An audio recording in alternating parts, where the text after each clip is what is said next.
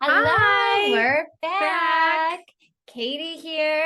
Hanana Quill. We're here with Health Beats, Beats. Season 1, Episode 9. Oh my gosh, we're nearing the end Wow, time soon. has flown.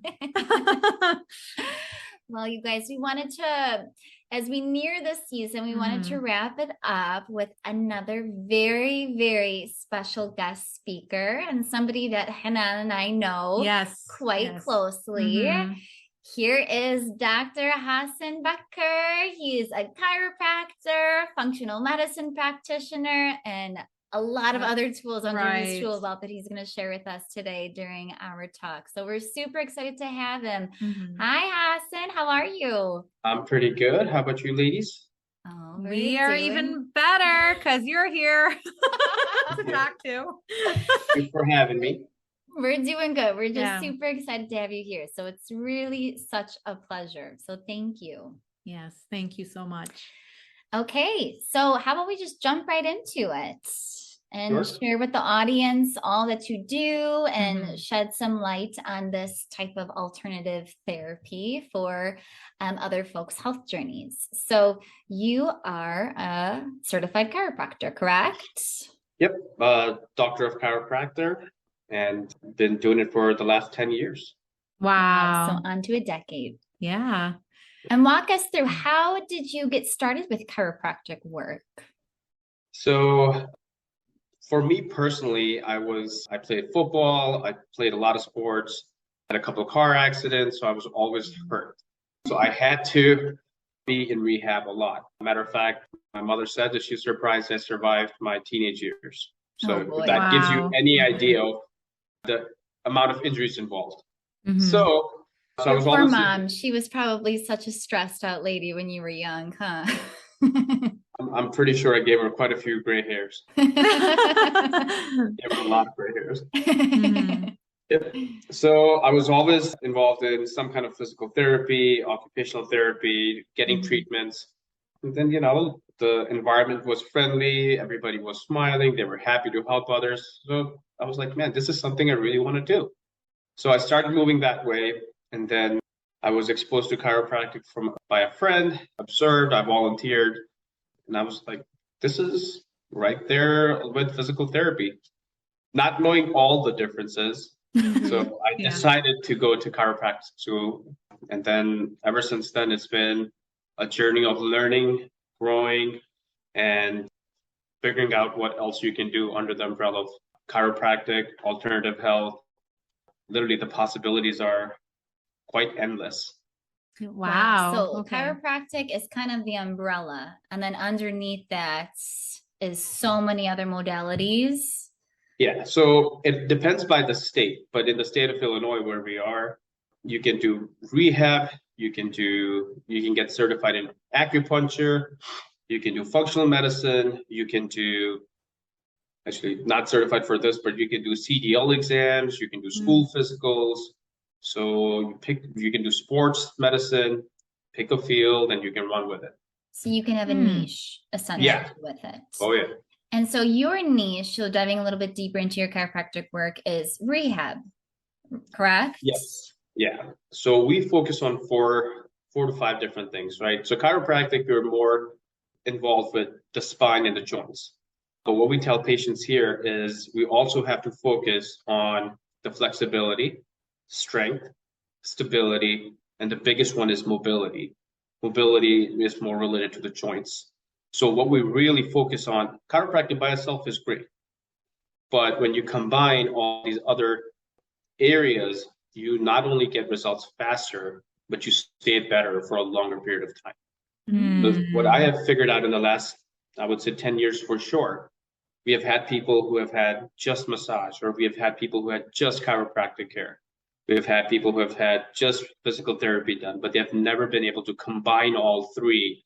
And, their results are mostly temporary, like will only last a couple of weeks to maybe a month or two. So what we focus on is you have to combine all of them when you are performing the treatment. It gets us really good results. So you Oh, take okay. an integrative approach. Yep. when it comes to health and healing. It's not just one prong approach. Yeah.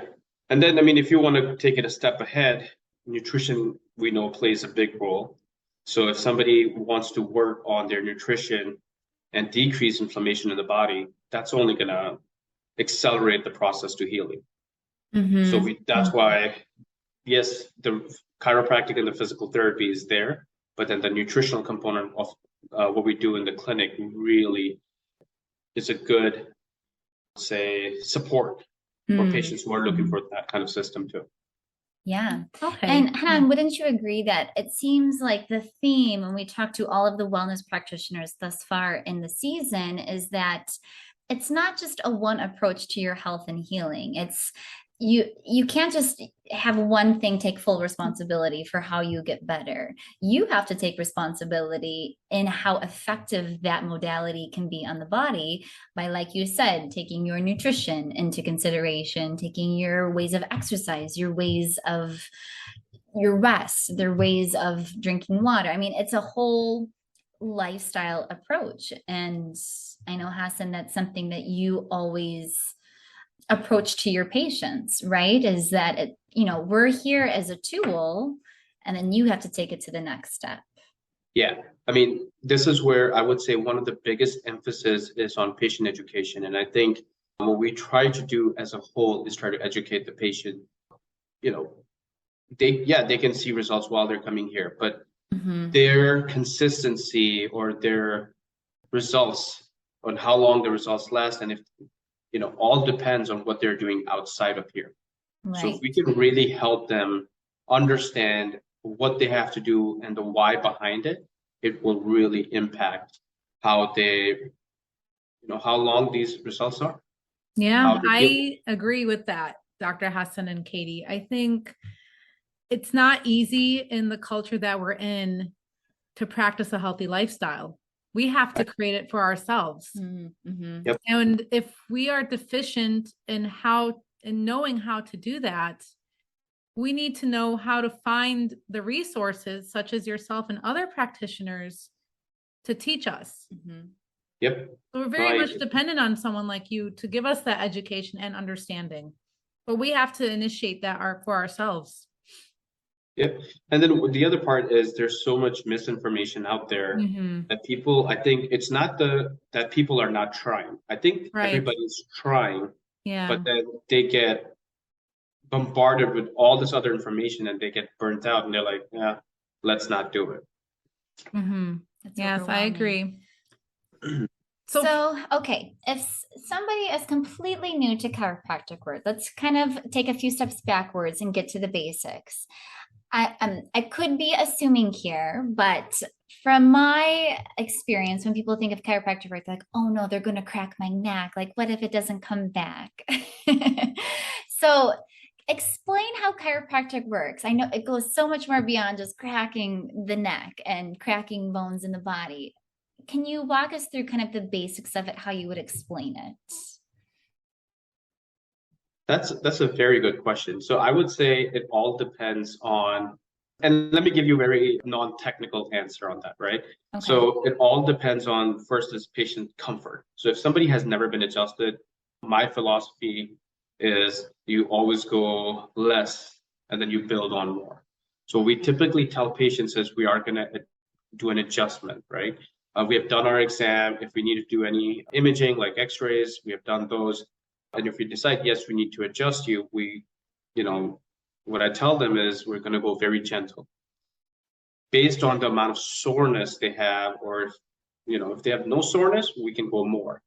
And it's also based on people's tolerance. There are some people who want to hear the cracks or the popping sounds, right? They're like, let me hear the cracks. There are some people who are like, nope, I don't want to hear the cracks. Or we have a few people who they have low bone density and they know they have a low bone density and they don't want to be pushed on too hard. So there are multiple ways you can adjust. For example, the amount of force you will use on a 5-year-old is different than somebody who's a 35-year-old, right? So it all depends on patient comfort level. That's the first thing, and their tolerance. And then based on the years of experience, you kind of figure out what kind of adjustment you can do on someone. Some people love getting their neck adjusted by, I think there's plenty of videos out there where you can see there's a strap and people just yank it, right? Personally, that's a very aggressive adjustment. And even though we do it for some people, but those will be like athletes who are really, really stiff and there's nothing else that's helping them. Okay, that's as a last resort, we do it. So it all boils down to, again, to what the patient is comfortable with based on the research and like evidence-based practice, like what can be done or what should be done, right? But in my experience overall, less is more. Mm-hmm. Less And is you always build upon more. that gradually. Yep. Well, and because you take such an integrative approach to it, you do a thorough health history, a thorough background on them, you do the imaging, you have a really good kind of picture of health of this individual, and then you kind of bio-individualize your care for them. Yeah. So I mean, and the imaging is a great point as well, because there are two different school of thoughts. One is you only do imaging when somebody's really hurt, like coming from a car accident. Mm-hmm. The other school of thought here is that you do imaging on everyone because you don't know what you might find. So I see the point in both, because I have taken x-rays of patients for low back pain, and then we found that they had cancer. And their pain was because of prostate cancer and not back pain, right? But then we have patients who have never had any trauma, never played sports, call them your nerds, like sitting on a computer, we don't need to take an x-ray. Yeah. Right? Like we know why they're having issues is posture related, but an x-ray can help. So if somebody has never had x-rays done, and based on how long they've had issues, how chronic they are, how severe they are, we make that call based on the exam. And the x-ray, like one thing I would say, there's a lot of people who are concerned about radiation and stuff like that.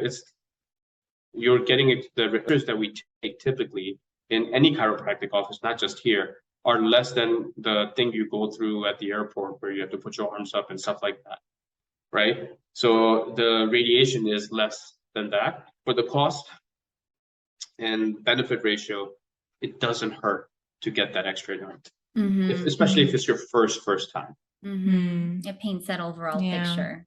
Yeah, it gives us the blueprint. Yeah.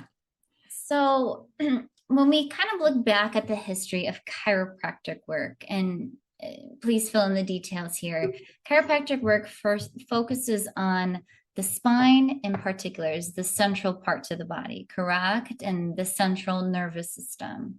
So that in and of itself is the main tool for this healing modality, correct? Yeah.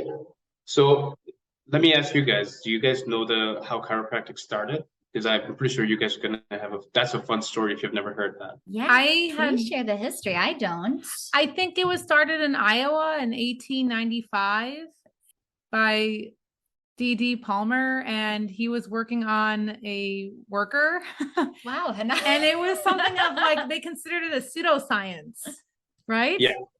It wasn't even considered like real medicine. 1897. Okay. So very close. And I think the guy, it was maybe his butler, Harvey somebody. Okay. I used to know these names, right? But the guy lost his hearing over time and he couldn't hear it. D.D. Palmer was a magnetic healer. So he was he's like the father of chiropractic, but he didn't really do much in terms. But of that, his son, B.J. Palmer, was the one who actually started researching more and all that. But the guy started losing hearing. Then one day he adjusted him, and over time, like I think his hearing started coming back, like over a span of like a few weeks. So then they were like, oh my God, there might be something there. So the whole concept, if you go with chiropractic, is we have, simply put, you have an energy blocker. Anytime you have a misalignment in the spine, what we call a subluxation, anytime you have a subluxation, you are creating a blockage of information from your brain to the nervous system, to the whatever part of the body. Mhm. So as chiropractors, our job is to remove the subluxation. Now, how long those subluxations stay removed, it depends on the person's lifestyle and all that other stuff. So if you are a boxer, you'll be back in the next day, if you're getting punched in the face 100 times. So so the whole thing with chiropractic is the philosophy of it is basically you want to remove the subluxation so you can have a flow of this innate energy from your brain to every single cell, tissue, and organ in the body.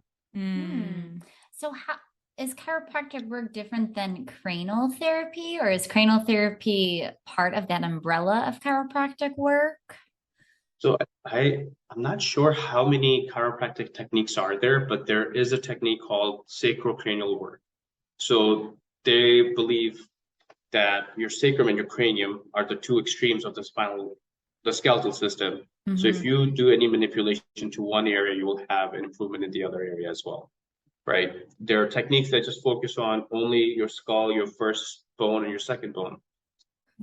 It's called the hole-in-one technique.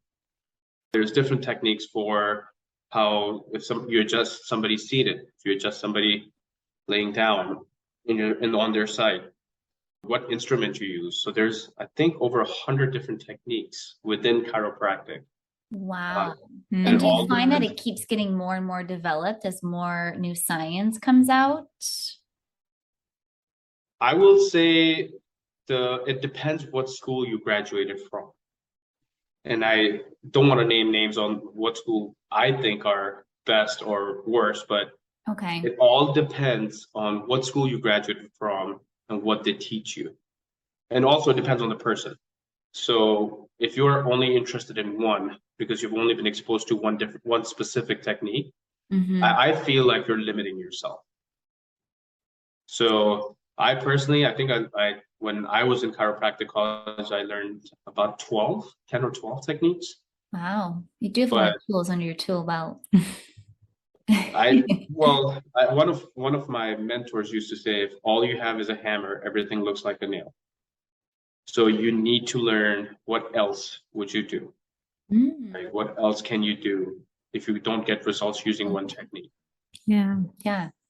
I like that. So you use a wide array of techniques depending on the patient's needs and background. Yep. Do you have any really fun or memorable patient stories? Hanan and I are always curious to hear some of these. I think this is one of my beginning, I would say this was my first year of practicing.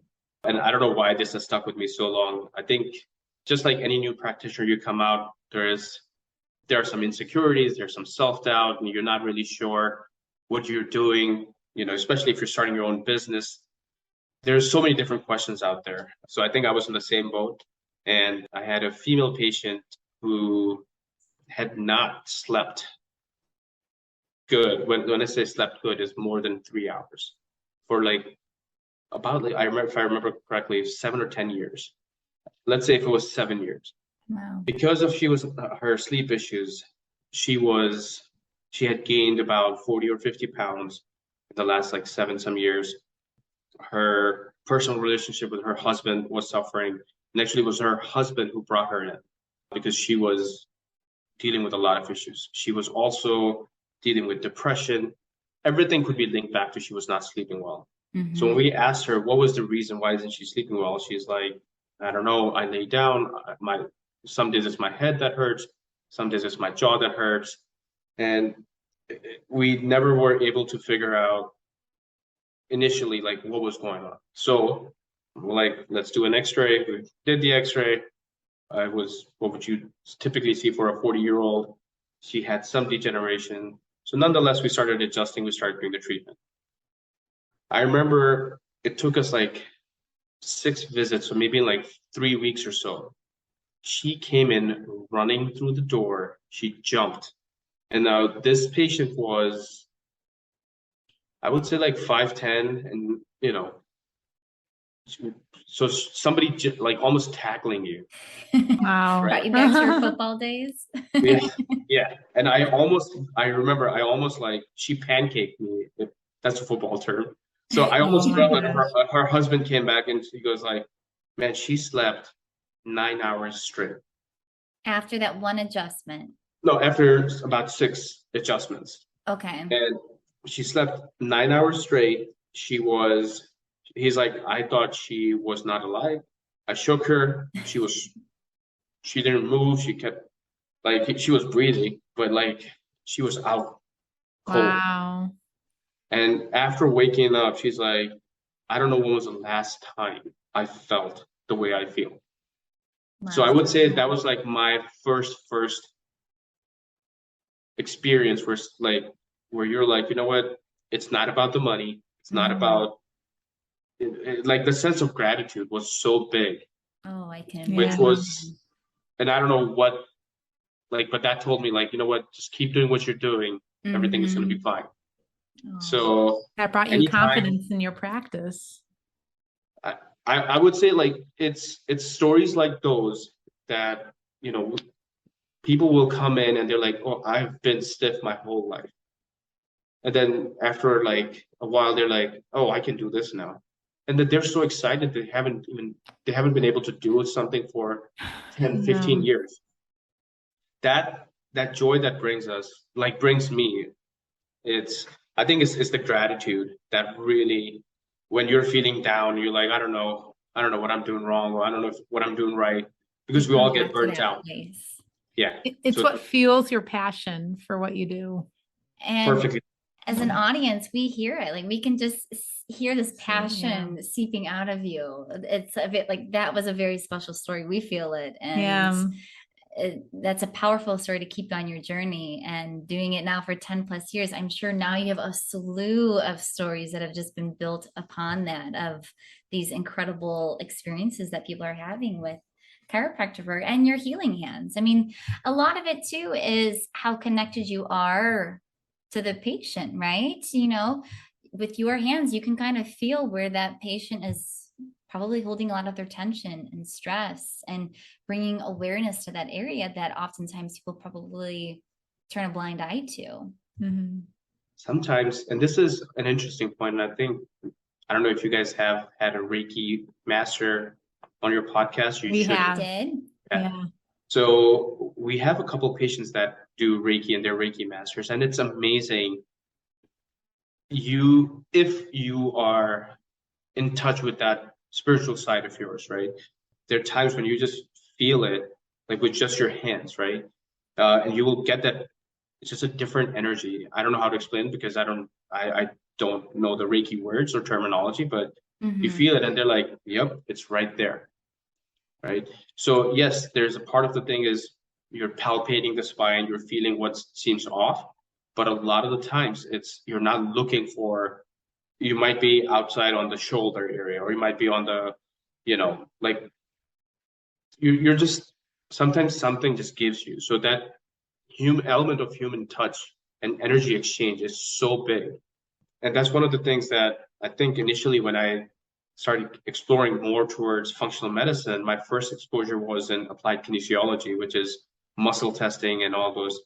And it was, I didn't know that you had to protect yourself. You had to ground yourself because you keep doing this. And at the end of the day, you're depleted. You have no energy. And so initially, when I started doing applied kinesiology, I would get sick all the time. I would have random aches and pains all the time. Nothing made sense. And a patient that came in and she was a Reiki master and she's like, do you ground yourself? And I'm like, I don't know what that means. So she goes like, you're just giving your energy to people. How do you recharge? Mm. So that was an interesting conversation.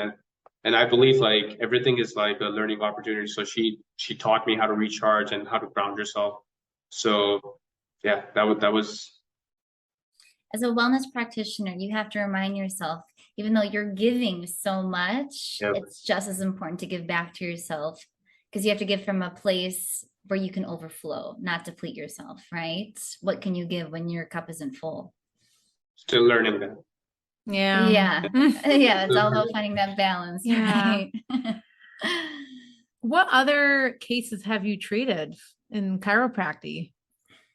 So I'll tell you, the youngest person I've ever adjusted, besides my own kids, was a 5-day-old baby who was constipated. Oh, Wow. And yeah, no, So your they scope typically really poop, ranges. yeah, they typically poop right after, which is, and I'm not a pediatric chiropractic, so I don't specialize in it, but I've Yeah. adjusted babies and they typically poop. They're babies who are colicky. hmm That is good. I would say we have a couple patients who come in just for TMJ adjustments.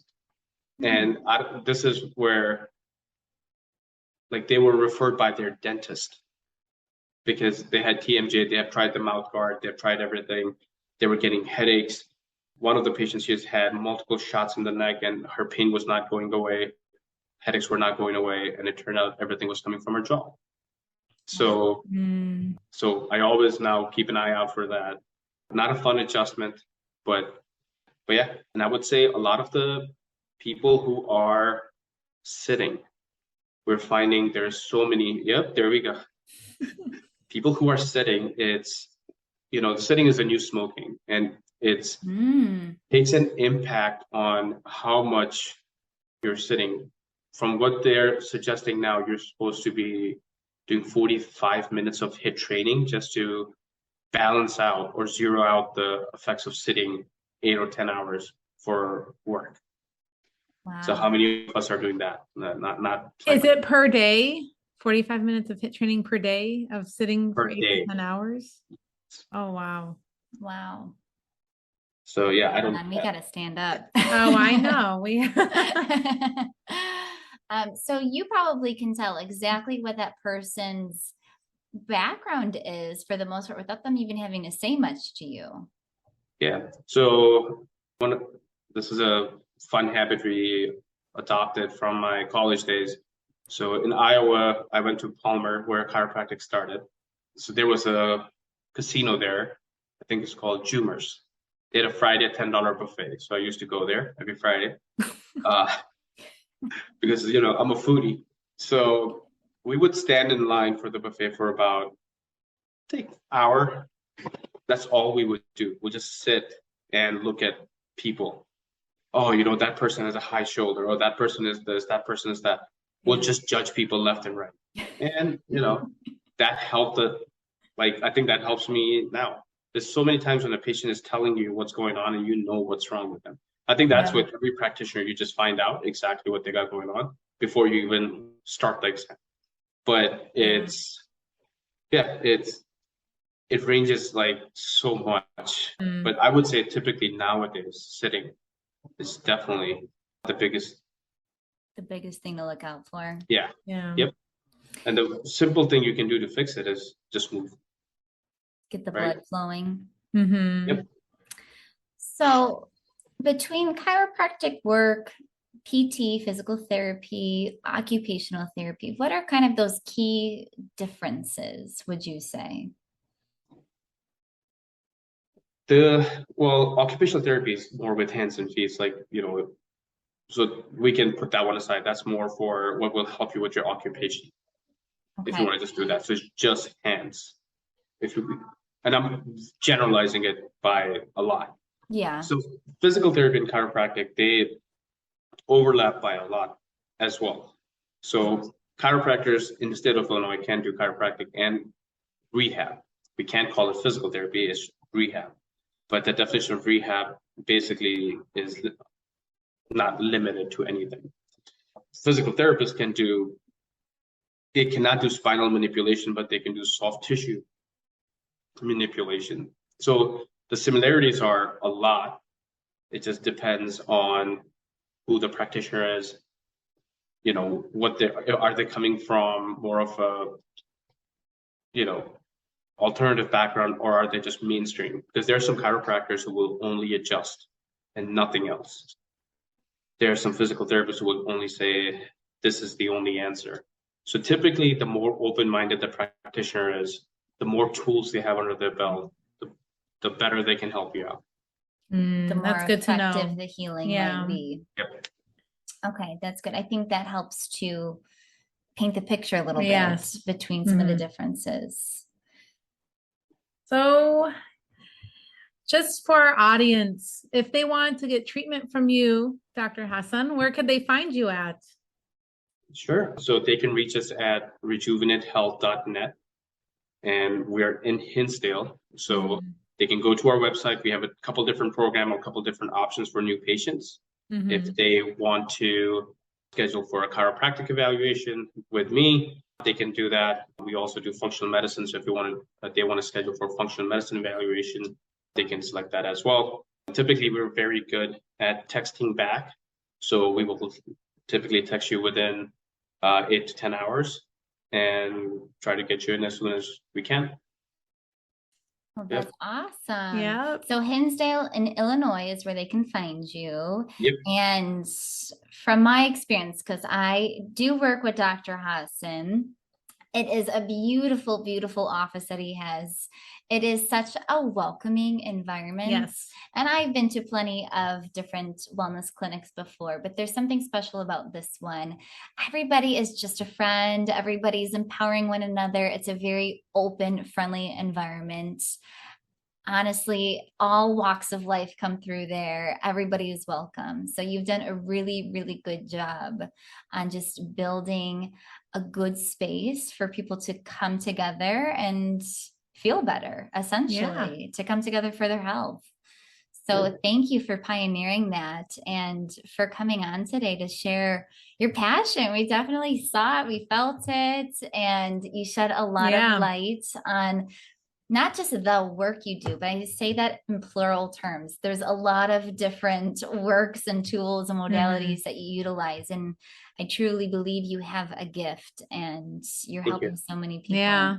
So. And I was a client of Dr. Hassan, and he did such a great job analyzing my body and my nutrition. And I worked with Katie as my health coach during a 7-week detox. And he has a full-fledged of tools to just for you to get to know your body better and to take more charge of your health. Like, he does provide the opportunities for you, and it's a very welcoming environment and calm and relaxing. And he's a very approachable doctor. If there's any questions, he's easy to reach, and he gives you good answers to your questions. So thank you. I would say the tools are there, but the coach is the key, right? Yeah. It takes both. It takes a team. Thank you. It does. It takes a team, is what we say. 2 is always better than 1. There's no I in team, but there's an M and an E in there. Sure. Okay. So we can say we then. We is better than I. I don't know if it's grammatically correct or not, but you know. I like the comedic humor in there. Yeah. Well, thank you so much for just kind of touching on the surface of what chiropractic work does, all that entails. Really, I had no idea that there was that much underneath this huge umbrella of chiropractic work. So hopefully in the near future, when we're on to our next seasons, if you would like, we'd love to have you come back on and maybe touch upon even more details of what you do, talking more into specifics, and we'll just get into the nitty-gritty of it. Yep, we'd love to be back. Thank you for having me. All right. Thanks so much. Thank you so much. It was such a pleasure. Same. Take Take care. care. Bye-bye. Bye.